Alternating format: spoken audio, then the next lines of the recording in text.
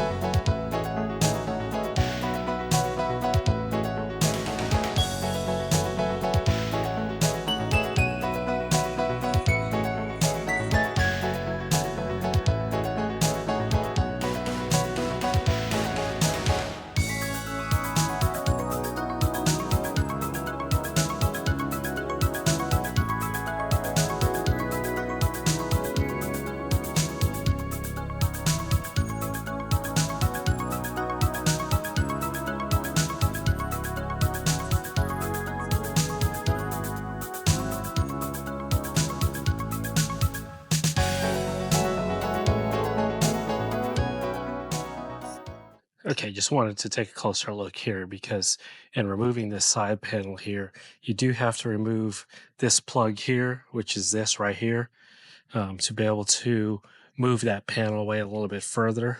But also be careful with this little plug here, wire connector here. You don't necessarily have to remove it. As you can see, mine's still connected, but make sure you don't yank that panel out too hard to snap that connection there.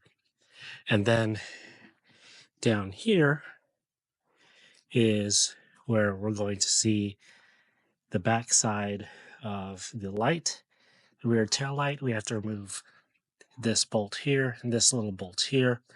And then there's the plug back there for that tail light that we're going to tap into with a new harness.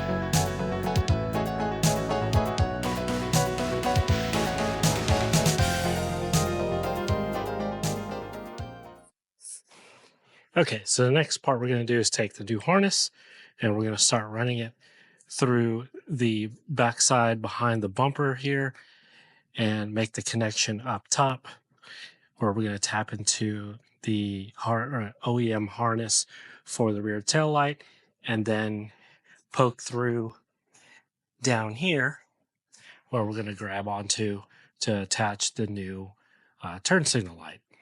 So this part is actually hard to show, but basically there's this little vent here that we're going to feed the wire through and then go into this little gap here to try to fish the wiring harness through to be able to grab onto it and make the connection.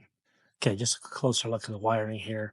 So as you can see down here at the bottom is a new wiring harness, and like I said, it's ran through that little vent opening down below. And then what you have to do is reach down in here in between the bumper and the frame to be able to pull the other end of that harness right in here and then make the connection right here to the back side of the new turn signal light. So you got to make sure you don't pull that wire too hard. That way these two connections don't come loose. So it might be a good idea to actually put some tape around that so it doesn't come undone. So I'm going to probably do that here in a second. There it is, guys. I have the rear tail light just kind of sitting in place, everything connected just so I could test the light to make sure it works. And as you can see, it works. So pretty cool. I mean, with everything plugged in, everything tested, all we have to do is just put all the paneling back on and the weather stripping back on, and that should be it.